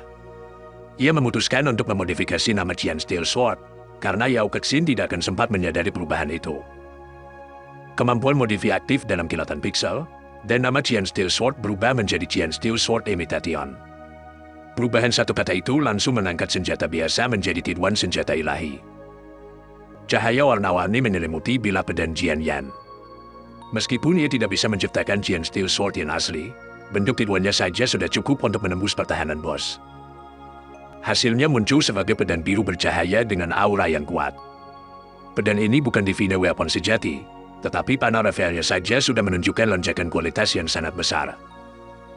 Antarmuka Jian Steel Sword Imitation menunjukkan kualitas A+, level 10, serangan plus 300, penetrasi armor plus 60, dan kelincahan plus 60. Yang paling berbahaya, pasifnya memberikan peluang kecil untuk menabaikan armor dan membelah target sampai tembus. Jian yang memahami batasan modifi, ia belum bisa menciptakan senjata ilahi sejati dari nol. Namun, kekuatan serangan yang meningkat 5 kali lipat, penetrasi armor, kelincahan, dan pasif yang game breaking sudah lebih dari cukup untuk serangan berikutnya. Dengan kekuatan baru itu, Jian yang menebas lagi dan berhasil memutus salah satu taring Raja Babi Hutan Netherflamme. Bus yang sebelumnya mampu menahan tebasan kini akhirnya kehilangan bagian pertahanannya. Taring yang putus menghantam tanah dengan keras. Potongan itu menjadi bukti visual bahwa armor dan tulang bos sudah bisa ditembus. Yao Kexin menyaksikan dari dekat saat Jian yang berhasil membuat bos raksasa itu mundur. Kesenjangan antara kekuatan pendukung level awal dan teknik tempur Jian yang terlihat semakin jelas. Agar perubahan pedang tidak terlalu mencurigakan, Jian yang ingin mengembalikan bentuknya secepat mungkin. Ia tahu pedang ini bisa menahan Jian Steel Sword, tetapi tidak akan aman jika terlalu lama terlihat sebagai Jian Steel Sword Imitation. Yao Kexin terkejut karena senjata peringkat E seharusnya mustahil memutus taring bos dengan satu ayunan. Namun, ia segera menyimpulkan bahwa keanehan itu bukan berasal dari pedangnya, melainkan dari kekuatan Jian Yan sendiri. Bagi Yao Kexin, teknik Jian Yan sudah melampaui profesi tempur utama manapun. Jian Yan berdiri dengan 2 pedang di tengah kabut, membuat reputasi peringkat F bandanya terasa semakin tidak masuk akal. Jian yang melihat Yao Kexin masih tercengang dan menyebutnya seperti sedang melakukan senam mental. Tapi sekarang bukan waktunya melamun, karena bos masih hidup dan peran HLR tetap dibutuhkan. Jian yang berteriak agar Yao Kexin segera menggunakan Holy Light. Ia tetap menghindari memberi sinyal bahwa kemenangan nanti akan bergantung pada modifi, bukan sekadar serangan pedang. Yao Kexin akhirnya tersadar dan mengangkat tongkatnya. Cahaya Holy Light menyala di tangannya, siap dipakai untuk memulihkan Jian yang bila charge boost benar-benar menghantamnya. Saat Raja Babi Hutan Netherflamme mulai bangkit, Jian yang menimbang opsi, memodifikasi skill monster atau mengubah senjata lagi. Risiko gagal tetap ada, tetapi menyerang langsung dengan kekuatan murni akan jauh lebih berbahaya. Jian Yan sempat mempertimbangkan nama Demon Falsaber, bahkan nama seperti Demon God atau God Falsaber. Namun, perubahan yang terlalu besar bisa gagal atau bahkan berbalik menyerangnya, jadi ia menahan diri dari risiko itu. Raja Babi Hutan Netherflama menaktifkan Enata skill Netherfira Wild Charge. Api biru menyelimuti tubuhnya, menandakan satu serudukan penuh bisa menakhiri pertarungan bila Jian Yan salah membaca timing. Jian Yan justru tersenyum saat melihat charge itu. Baginya, skill yang sedang aktif adalah target paling tepat untuk diubah, dan timingnya sempurna untuk menakhiri pertarungan. Netherfira Wild Charge meluncur seperti gelombang api biru. Tubuh bos berubah menjadi proyektil raksasa, sementara Jian Yan menunggu di jalur serangan dengan tenang. Jian Yan memilih mengubah satu bagian kecil saja, Netherfira Wild Charge menjadi Netherfira Mild Charge. Perubahan dari Wild ke Mild sederhana, tetapi efeknya bisa menghancurkan seluruh momentum serudukan. Sebelum menaktifkan Modifi, Jian Yan menyuruh Yao Kexin menutup mata. Yao Kexin panik karena tidak mengerti, tetapi perintah itu sebenarnya untuk menutupi rahasia skillnya dari pengamatan langsung. Yao Kexin akhirnya memejamkan mata dan bertanya apakah itu benar-benar aman. Jian Yan memintanya percaya, karena ia tidak ingin Yao Kexin melihat apa yang terjadi beberapa detik berikutnya. Modifi kembali aktif. Jian Yan mengubah Netherfira Wild Charge menjadi Netherfira Mild Charge, mengganti sifat serudukan ganas menjadi gerakan yang jauh lebih jinak. Antarmuka pengguna menegaskan Modifi berhasil aktif. Dengan satu perubahan kata, skill mematikan bos tidak lagi menjadi serudukan liar yang tidak bisa dihentikan. Efeknya langsung terlihat, Raja Babi Hutan Netherflama yang tadinya seperti meteor kini bergerak pelan dan bingung. Serangan yang seharusnya menghancurkan Jian Yan berubah menjadi peluang gratis untuk ditebas. Begitu kesempatan terbuka, Jian Yan mengembalikan senjatanya ke Qian Steel Sword dan menyatakan pertarungan selesai. Ia bergerak masuk untuk satu tebasan terakhir. Tebasan itu mengakhiri semuanya. Raja Babi Hutan Netherflama tumbang, dan sistem menyatakan bos tunggal dari Netherflama Board Training Base telah selain. Hadiah experience dari Raja Babi Hutan Netherflama langsung masuk.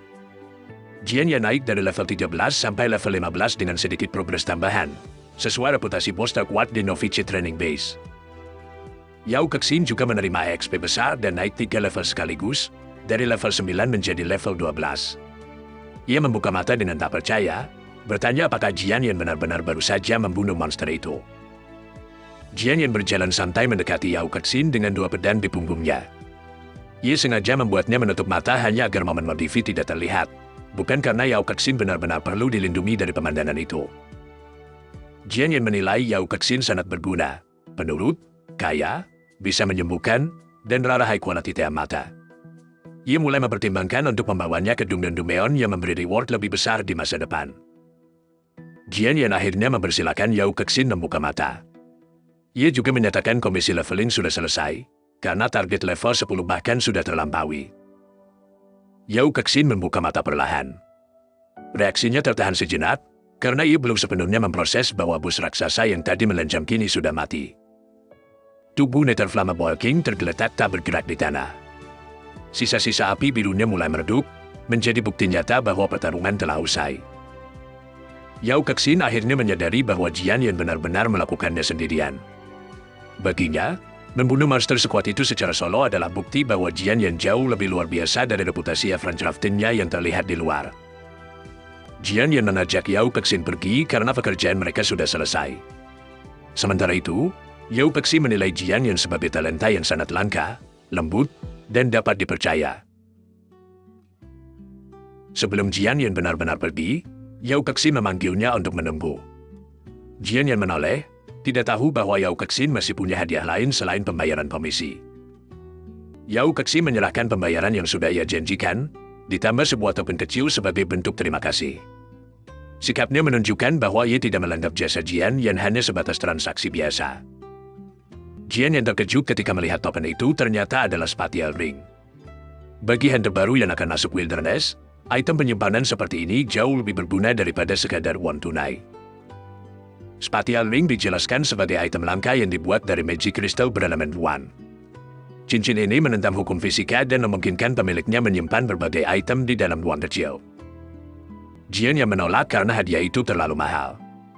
Ia tahu sepatu ring dengan ukuran paling kecil saja bisa terjual ratusan ribu bahkan jutaan dolar.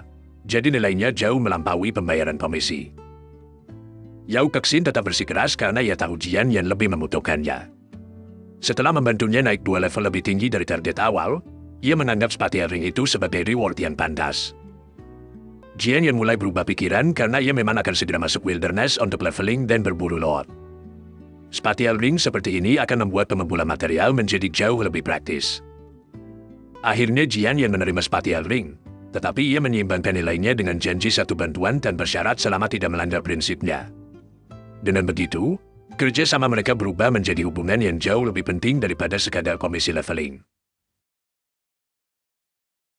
Setelah komisi leveling selesai, Jian Yan mengajak Yao Kexin untuk mengakhiri aktivitas hari ini dan pulang lebih dulu. Yao Kexin hanya menjawab singkat, mengingat mereka baru saja menyelesaikan perjalanan dari level rendah hingga bus berbahaya. Di luar, papan peringkat level mahasiswa baru menjadi pusat perhatian. Persaingan di kota Nanrong tahun ini terlihat gila, karena banyak lasaran dan esra muncul bersamaan. Jian Yan sadar bahwa posisi pertama di peringkat level saat ini belum aman. Orang-orang di belakangnya bukanlah siswa biasa, melainkan para awak tiar atas yang cepat atau lambat pasti akan mengejarnya. Salah satu nama besar itu adalah Liu Feng, siswa terbaik dalam akademik dan pertarungan dari SMA Nanrong nomor 3. Ia membangkitkan kelas Esran Sword Saint dan dikenal hampir tak terkalahkan dalam pertarungan jarak dekat. Ada juga Zhang Hong dari SMA Nanrong nomor 9 dengan arang Blazing Fist yang daya serangnya mengerikan. Di sisi lain, Lui Wen adalah Esran Dala Assassin, kelas petarung jarak dekat elemental super cepat yang cocok untuk serangan tijukan. Jian Yan mengingat mereka semua sebagai sosok-sosok yang bersinar di kehidupan sebelumnya. Jika ia ingin menjadi nomor 1 di peringkat 100 teratas kota Nanrong, maka cepat atau lambat ia harus mengalahkan semua orang itu. Namun, sebelum mengejar peringkat lebih jauh, Jian Yan memilih untuk pulang. Ada hal yang jauh lebih mendesak daripada level dan hadiah, yaitu bertemu Jian Yao, adik perempuan yang dulu ia tinggalkan sendirian. Di kehidupan sebelumnya, Jian Yan dibawa pergi dan dieksploitasi oleh para figur kuat setelah kemampuan mordifinnya diketahui. Akibatnya, Jian Yao harus tumbuh sendirian, dan penyesalan itu menjadi salah satu luka terbesar bagi Jian Yan. Jian Yan berpamitan kepada Yao Kexin.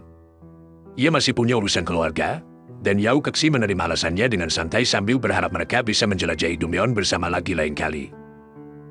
Saat menyusuri kota, Jian Yan teringat bahwa setelah ia direbut oleh para penguasa, kabar tentang adiknya hanya sampai lewat mulut orang lain. Ia tidak pernah benar-benar pulang untuk menemaninya. Jian Yan tahu bahwa di masa depan Jian Yao akan membangkitkan kelas kametaran yang kuat.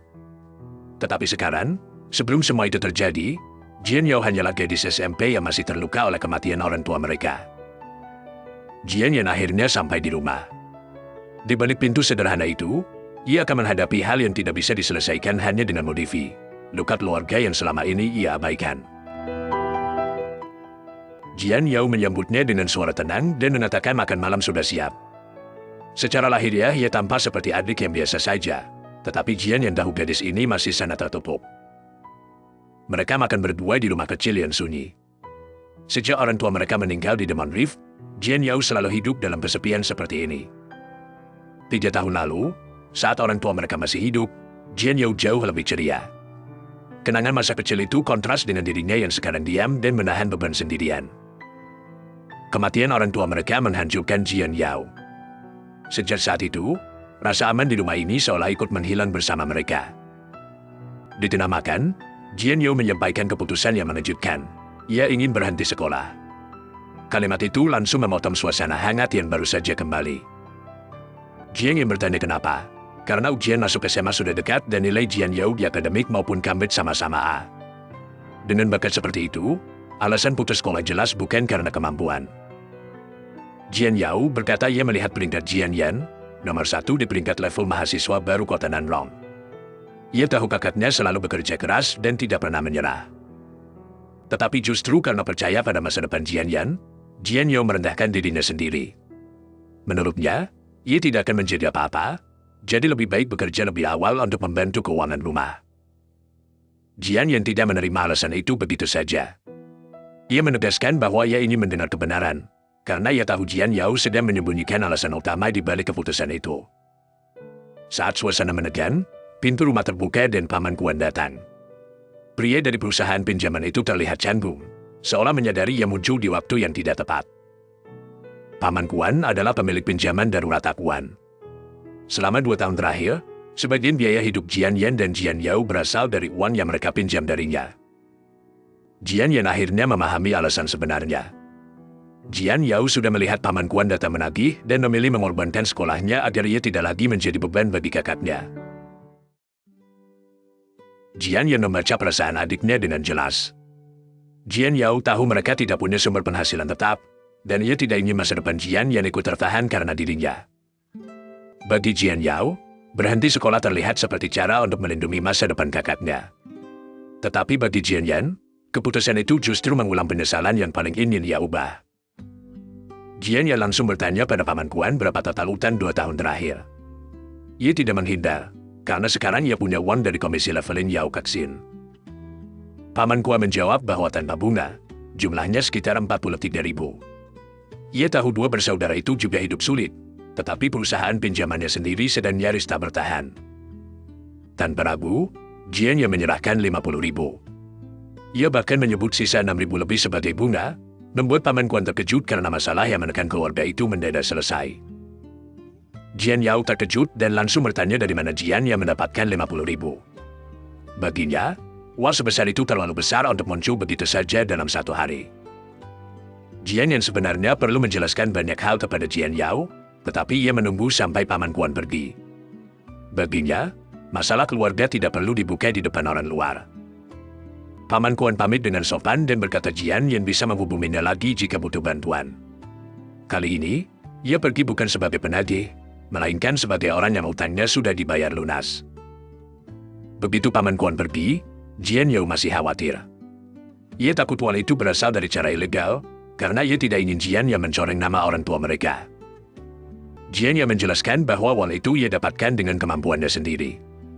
Mulai sekarang, Jian Yao tidak perlu lagi menanggung beban seperti itu, karena Jian Yan menargetkan posisi nomor 1 di peringkat 100 teratas mahasiswa baru Nanrong dan pencetak skor tertinggi ujian masuk perguruan tinggi dengan hadiah ratusan ribu.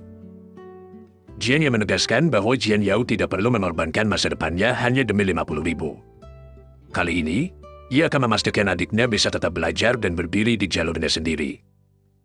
Jian Yao akhirnya menangis karena Jian Yan benar-benar memahami alasannya. Untuk pertama kalinya setelah sekian lama, beban yang ia pendam sendirian mulai rontok. Jian Yan menyerahkan uang pegangan kepada Jian Yao dan berkata ia punya banyak cara untuk menghasilkan uang. Baginya, kesempatan memakai kemampuannya itu baru saja dimulai. Ia menyuruh Jian Yao belajar dan berlatih dengan sungguh-sungguh. Begitu Jian Yan mencapai puncak, tekanan pada masa depan Jian Yao akan menjadi jauh lebih besar, bukan lebih kecil. Jian Yan bahkan mengatakan bahwa semua orang akan melihat Jian Yao sebagai adik dari jenius nomor 1. Karena itu, ia tidak boleh puas menjadi biasa-biasa saja di generasinya.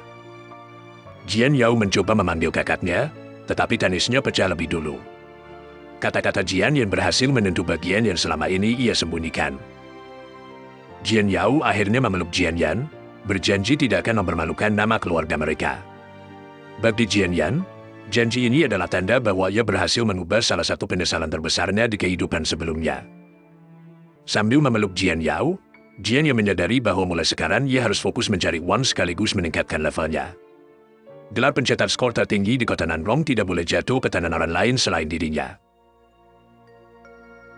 Di luar area Demon Rift Nanrong yang dikendalikan manusia, Jian Yan sudah punya target lokasi, Lembah Naga Beracun. Meskipun berbahaya, tempat itu sangat ideal untuk menaikkan levelnya. Lembah Naga Beracun digambarkan sebagai tempat yang penuh bahaya sekaligus peluang. Dari kejauhan, wilayah itu terlihat seperti dunia hijau beracun yang sama sekali tidak ramah bagi manusia biasa. Alasannya sederhana, monster berkumpul di sana dalam jumlah yang sangat besar. Bagi Jian Yan yang sangat membutuhkan level dan material, kepadatan monster itu berarti efisiensi grinding tertinggi pada tahap ini. Rumor yang beredar menyebutkan bahwa di bagian terdalam lembah naga beracun, bahkan ada monster sihir tipe naga yang langka. Bagi orang lain itu ancaman, tapi bagi Jian Yan, itu adalah peluang besar yang tidak boleh dilewatkan. Jika Jian Yan berhasil mendapatkan telur naga, maka skill universal grafting, yang sejalan dengan all things grafting, akhirnya akan memiliki bahan yang sangat berharga. Dari situ, ia mungkin bisa menciptakan pembantu yang benar-benar kuat. Selain level dan telur naga, Jian Yan juga bisa mendapatkan kristal sihir untuk dijual. Oleh karena itu, ia memutuskan untuk pergi ke sana besok. Lembah nada beracun akan menjadi langkah pertamanya dalam menaklukkan dunia Demon Rift. Kereta berhenti di stasiun Nandrom Demon Rift, persis di depan pintu masuk celah dimensi itu. Sebuah pengumuman meminta semua penumpang untuk turun melalui pintu belakang menuju kota benteng di dalamnya. Untuk mencapai alam liar yang belum terpetakan, Jian Yan memang harus langsung memasuki Demon Rift. Hari itu, jalur portal menuju ke dalam sudah dipadati oleh para awak net. Di balik lorong ruang itu, berdirilah Nandrom Rift City, kota merah yang berfungsi sebagai gerbang manusia menuju medan monster. Nandrom Rift City terpisah dari dunia nyata oleh sebuah lorong spasial. Tempat ini merupakan jembatan pertahanan utama manusia dalam menghadapi invasi demonic beast. Kota itu dijaga oleh 2 Exalt yang levelnya di atas 70. Dalam kehidupan sebelumnya, Jian Yan pernah dipaksa menyerahkan banyak sumber daya kepada para penguasa kuat di tempat semacam ini. Para hantu di jalanan membawa armor dan senjata yang mahal. Dibandingkan mereka, perlengkapan biasa akan terlihat seperti barang murahan. Namun, Jian Yan teringat cincin spasial pemberian Yao Kexin. Dibandingkan nilai cincin itu, bahkan perlengkapan mahal di sekelilingnya terasa murah, membuatnya kembali menyadari betapa kayanya gadis tersebut. Jian Yan menuju gerbang timur. Dari gerbang timur inilah rute tercepat menuju lembah naga racun terbuka. Di antara zona berburu di sekitar celah dimensi, lembah naga racun tergolong relatif aman. Monster yang hidup di sana umumnya berada pada level 13 hingga 18, sangat cocok untuk level Jian Yan saat ini. Di pos pemeriksaan, Jian Yan menyerahkan kartu pelajar SMA Nandrom nomor 1 yang mencantumkan identitas dan profesinya. Kapten penjaga langsung menernit melihat 2 profesi Efran. Ia memperingatkan bahwa alam liar bukanlah Rocky Training Base, dan orang benar-benar bisa mati di luar tembok. Jian Yan berterima kasih atas peringatannya, lalu menjawab dengan tenang bahwa ia akan kembali hidup-hidup. Kapten itu masih tidak tega membiarkan seorang murid berjalan menuju kematian. Meskipun hanya 2 lefrang, Jian Yan tetaplah seorang manusia yang harus ia hentikan. Tinju kapten melesat sebagai ujian mendadak, tetapi Jian Yan menghindar tanpa kesulitan. Sang kapten terkejut karena serangan awak net level 30 benar-benar terbaca olehnya. Seorang penjaga lain segera menahan kapten dan mengenali Jian Yan. Dialah siswa yang menembus batas celah profesi serta memecahkan rekor waktu penyelesaian solo di Rocky Training Base. Rumor juga menyebut Jian Yan berada di peringkat pertama akademik dan pertarungan di SMA Nandrom nomor 1, bahkan menjadi kandidat pencetak skor tertinggi di kota Nandrom. Kapten hanya bisa menatap punggungnya dengan bingung. Bahkan beberapa awak net Esran dari tahun-tahun sebelumnya belum pernah mencetak rekor pertarungan seperti Jian Yan. Setelah melewati gerbang, Jian Yan akhirnya memasuki lembah nada racun yang diselimuti cahaya hijau dan kabut beracun. Kabut racun di seluruh lembah membuat pil penawar racun menjadi perlengkapan mutlak. Tanpa pil itu, setiap tarikan napas akan mengerogoti tubuh hunter. 1 pil penawar racun berharga 50 dan hanya bertahan 3 jam. Karena wannya kembali menipis, Jian Yan harus membuat setiap detik di lembah ini menghasilkan sesuatu. Sekelompok Poison Winged Lizard level 13 muncul dari kabut dan langsung menerjang dengan mata merah menyala. Jian Yan sudah menunggu mangsa pertamanya. 1 tebasan silang menyapu para kadal bersayap sebelum mereka sempat menepungnya. 3 notifikasi, selain, muncul berturut-turut. Pengalaman dari tiap Poison Winged Lizard menaikkan progres level Jian Yan hingga total 2,7%. Hanya 3 monster sudah memberikan progres sebesar itu. Jian Yan pun mengakui bahwa monster di alam liar jauh lebih bernilai daripada target di training base. Untuk mempercepat grinding, Jian Yan menangkap pedangnya dan menaktifkan modifi sekali lagi. Nama Qian Steel Sword diubah menjadi Qian Steel Sword. Dengan senjata hasil modifikasi di tangan, Jian Yan menyatakan bahwa mulai sekarang lembah ini adalah wilayah buruannya. Poison Winged Lizards berjatuhan dalam jumlah besar di bawah tebasan biru. Pengalaman yang terkumpul langsung membawa Jian Yan naik ke level 16. Ia terus bergerak dan membantai Carrion Poison Toads, membuat levelnya naik lagi menjadi 17. Gerombolan Yasmarot Bats berikutnya juga tidak mampu menahannya. Setelah perburuan besar itu, Jian Yan mencapai level 18. Jian Yan akhirnya berhenti sejenak di tengah kabut.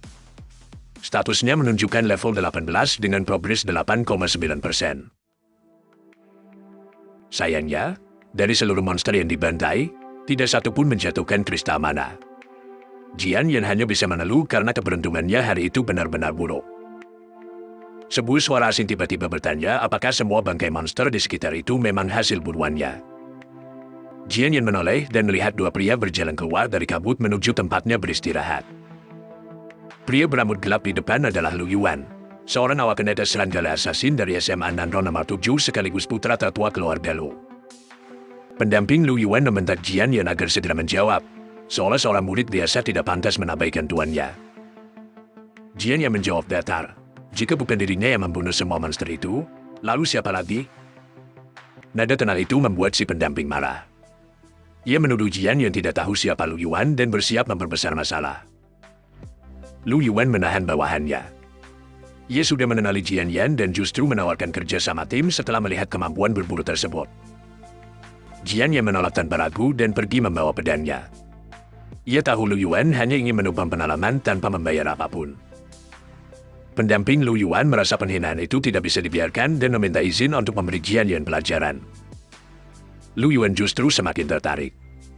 Seorang duel veteran yang bisa menembus lembah sendirian mungkin benar-benar seorang jenius, sehingga ia memilih menunggu kesempatan berikutnya untuk menguji Jian Yan sendiri.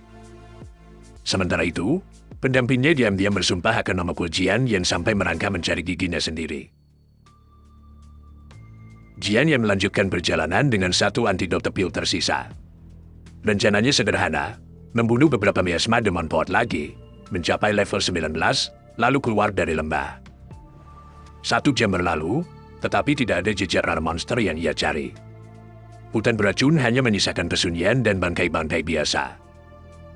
Rumor mengatakan Poison Dragon Valley menyimpan Dragon Type Demonic Beast yang kuat. Namun sampai sejauh itu, Jian Yan belum melihat satu tanda pun. Saat ia lengah sesaat, benda ungu seperti lidah melesat dari belakang dan nyaris menghantam kepalanya.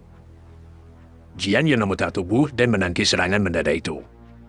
Ia langsung sadar bahwa sesuatu sedang melakukan snare attack dari balik kabut. Jian Steel Sword tidak mampu memotong organ ungu tersebut sampai putus. Pertahanan penyerang ini jauh melampaui monster biasa yang baru saja ia buru. Tanah bergetar ketika tubuh raksasa jatuh dari atas. Monster berbentuk kata hitam Wu itu akhirnya memperlihatkan wujud penuhnya. Wu mengungkap miasma Demon Toad King level 20, Bustier Monster dengan notate Toad Skin, Giant Tom Wisnara, dan Bonerating Venom. Alih-alih mundur, Jian yang tersenyum karena akhirnya bertemu bos. Ia berniat mengambil mana kristal pertama hari itu dari bangkai monster tersebut. Miasma Demon Toad King membuka mulut dan menaktifkan Giant Tom Wisnara, melempar lidah tebalnya seperti cambuk hidup. Lidah-lidah panjang menyerang dari berbagai arah dan menutup ruang gerak Jian Yan. Serangannya cepat, tetapi pola skill itu masih bisa ia baca. Di tengah kepumen, Jian Yan mengangkat tangan. Ia sudah menemukan cara untuk merusak mekanisme Giant Tom Wisnara. Modifi mengubah Giant Tom Wisnara menjadi Giant Tom Wisnara. Lidah-lidah bos langsung saling melilit dan mengurung tubuhnya sendiri. Celah itu dimanfaatkan Jian Yan untuk melompat tinggi dan menayunkan pedang ke kepala bos, berniat mengakhiri pertarungan dalam satu serangan. Tebasan tersebut menghantam tepat sasaran, tetapi bilahnya tetap gagal menembus pertahanan kulit miasma Demon Toad King. Bos kemudian mengaktifkan mutate Toad Skin. Lapisan biru menyelimuti tubuhnya dan menaikkan defensi secara drastis.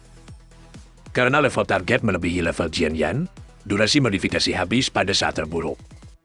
Giant Tom Wisnara kembali menjadi Giant Tom Wisnara. Inilah kelemahan modifi saat dipakai pada musuh yang lebih tinggi levelnya. Durasinya menyusut tajam, bahkan modifikasi bisa gagal total jika keberuntungan buruk. Lidah bos kembali meluncur dengan kekuatan penuh, memaksa Jian Yan mundur dan kehilangan momentum serangan. Dengan defensi bos yang terus meningkat dan modifi pada musuh tidak stabil, Jian Yan memutuskan hanya tersisa satu pilihan, membuat pertaruhan besar. Ia meraih Demon Fall Saber dan mengaktifkan modifi pada senjata miliknya sendiri, target yang memiliki success rate jauh lebih aman. Cahaya glitch berwarna-warni membungkus bilah Demon Fall Saber. Bentuk senjatanya mulai berubah di tengah aura merah yang menamuk. Sistem mengonfirmasi perubahan itu, Demon Val Saber telah dimodifikasi menjadi Demon King Saber. Jian yang menggenggam Demon King Saber yang kini memancarkan energi merah menyala. Pertarungan melawan Miasma Demon Lord King belum berakhir, tetapi kartu terkuat barunya akhirnya terbuka. Pedang Raja Iblis, Demon King Blade, lahir dengan aura merah yang menggila. Di dalamnya bersemayam kehendak Raja Iblis ke-7, Blood Spirit Asura, yang langsung menuntut siapapun yang berani memanggilnya. Jian yang menahan pedang bermata merah itu dan menyadari bahwa hasil modifikasi ini jauh melampaui perkiraannya. Kekuatan sebesar ini seharusnya sudah cukup untuk menghabisi Raja Kata Iblis Miasma, Demon Lord King, dalam satu serangan. Tanpa membuang kesempatan, Jian yang menayungkan Demon King Blade dan lepaskan tebasan merah raksasa ke arah bos. Tebasan itu menghantam Raja Kata Iblis Miasma dari atas. Tubuh raksasanya langsung dihancurkan oleh satu serangan brutal. Namun, kemenangan itu membuat Jian yang jatuh bertumpu pada tangan dan lutut. Satu tebasan saja telah menguras hampir seluruh staminanya. Belum sempat bernapas lega, urat merah dari Demon King Blade mulai merayap ke lengan dan tubuhnya. Pedang itu sedang menikis pemiliknya dari dalam. Jian yang mencoba menaktifkan Nodifi untuk mengembalikan nama pedang sebelum erosi menyebar lebih jauh. Tubuhnya keburu roboh di tanah. Karena staminanya benar-benar habis, bahkan Nodifi pun tidak dapat ia gunakan saat itu. Kehendak Blood Spirit Asura lalu berbicara dari mata merah pedang. Ia menuntut harga atas kekuatannya dan menyombongkan bahwa 1/10 dayanya saja cukup untuk memperbudak peradaban manusia. Jian yang ternyata sudah memperkirakan pemberontakan itu. Dengan sisa tenaga, ia memandu pedang keduanya dan menarahkannya ke inti mata Demon King Blade. Ini bukan pertama kalinya Jian yang menciptakan senjata Raja Iblis. Pengetahuan dari kehidupan sebelumnya membuatnya tahu tepat di mana kesadaran di dalam pedang itu bersembunyi. Ujung pedang Jian yang menembus mata merah tersebut sebelum Blood Spirit Asura sempat menyelesaikan ancamannya. Kesadaran Raja Iblis meledak menjadi gelombang merah yang menelan area di sekitar Jian Yan. Di tengah kehancuran itu, Blood Spirit Asura terpaksa mundur sambil bersumpah akan membalas penghinaan ini dan menyeret Jian Yan ke lautan darah suatu hari nanti. Begitu kesadaran Raja Iblis tertusuk, erosi pada tubuh Jian Yan berhenti. Ia akhirnya bisa menarik napas tanpa kehilangan kendali atas dirinya. Sekarang ia hanya perlu menunggu stamina pulih, lalu mengembalikan nama senjatanya. Situasi serupa pernah ia alami pada kehidupan sebelumnya. Saat itu, yang turun adalah Raja Iblis ke-9, Thunder Spirit Calamity Bane. Insidennya jauh lebih berbahaya sampai membutuhkan Guardian General di atas level 80 untuk turun tangan. Pengalaman tersebut mengajarkan Jian Yan satu aturan penting. Untuk menundukkan senjata Raja Iblis, yang harus diserang adalah kesadaran yang berdiam di dalamnya. Sambil menatap mata merah yang mulai meredup, Jian yang bertanya-tanya apakah makhluk mengerikan seperti para Raja Iblis juga berasal dari Demon Rift. Kemungkinan lain terasa lebih buruk. Bisa jadi para Raja Iblis datang dari dunia yang bahkan lebih mengerikan daripada dunia di balik Demon Rift. Setelah cukup beristirahat, Jian yang memakai Modifi untuk mengembalikan Demon King Blade menjadi Demon Val Blade. Kini ia bisa mengumpulkan hasil pertarungan dengan aman. Jian yang berjalan menuju bangkai Raja Kata Iblis Miasma. Sebagai bos level 20, monster itu tidak mungkin mati tanpa meninggalkan hasil berharga. Dugaannya benar. Sebuah Magic Crystal Boss level 20 muncul dari tubuhnya, dengan harga pasar sedikitnya 100.000. Ia memasukkan bangkai bos dan mayat monster lain ke Spatial Ring. Semua material itu masih dapat dijual dengan harga tinggi. Jian yang memutuskan tidak menjualnya di pasar resmi yang menekan harga. Underground Black Market akan memberinya keuntungan lebih besar, tetapi notifikasi level lebih dulu menarik perhatiannya. Sistem mencatat Raja Kata Iblis Miasma dan satu non-kreature telah terbunuh. Hadiah EKSP besar itu mendorong Jian yang langsung dari level 18 ke level 20. Kenaikan 2 level sekaligus membuat Jian yang terkejut. Ia menduga non-kreature tersebut adalah mata kesadaran Blood Spirit Asura yang baru saja ia hancurkan. Sesaat, Jian yang mempertimbangkan celah berbahaya, terus memanggil kesadaran Raja Iblis dari senjata, membunuhnya, lalu menggiling EKSP sampai level 100. Ia segera membuang gagasan itu. Sekali saja kehilangan kendali, bukan hanya dirinya yang mati, seluruh Fortenan Rom bisa ikut dihancurkan oleh Raja Iblis yang lolos. Mencapai level 20 berarti dua inata skill baru terbuka. Jian Yan pun memeriksa hadiah yang ia dapat pada kelipatan 10 level ini. UI menampilkan disassembly level 1, yang membongkar item di bawah level 10 menjadi material dan punya peluang 10% memicu reward kritikal. Skill farmer barunya adalah Pest Immunity, yang membuat tanaman kebal hama. Bagi Jian Yan, disassembly adalah alat pencetak uang.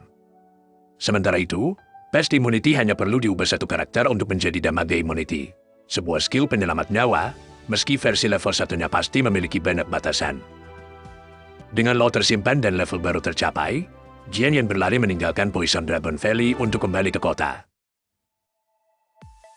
Di tengah perjalanan, Jian Yan menangkap sosok yang membuntutinya dari balik pepohonan.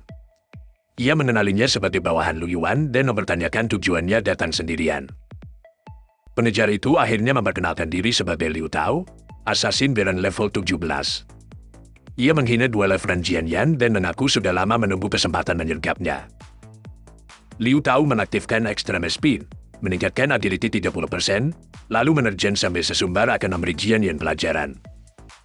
Dengan 2 pisau di tangan, Liu Tao yakin kelas F-Rank tidak mungkin menandingi primary combat class miliknya. Jian Yan menepi serangannya dengan mudah dan hanya menyebutnya membosankan. Pada detik berikutnya, gerak balasannya melesat melewati Liu Tao.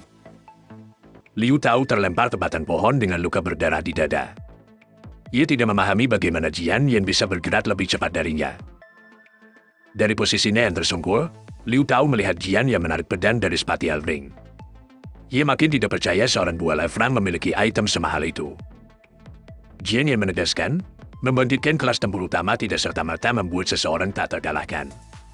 Latihan, peningkatan stat, kesadaran bertarung, dan perbedaan level tetap menjadi penentu kekuatan sejati. Oleh karena itu, Liu Tao bahkan tidak pantas menjadi lawannya. Jian Yan menilai Lu Yuan sendiri mungkin baru layak, lalu dia berbalik dan pergi. Tiba-tiba, serangan angin ungu melintas, membelah daun di dekat Jian Yan. Dia langsung menyadari bahwa orang yang baru saja disebutnya benar-benar telah tiba.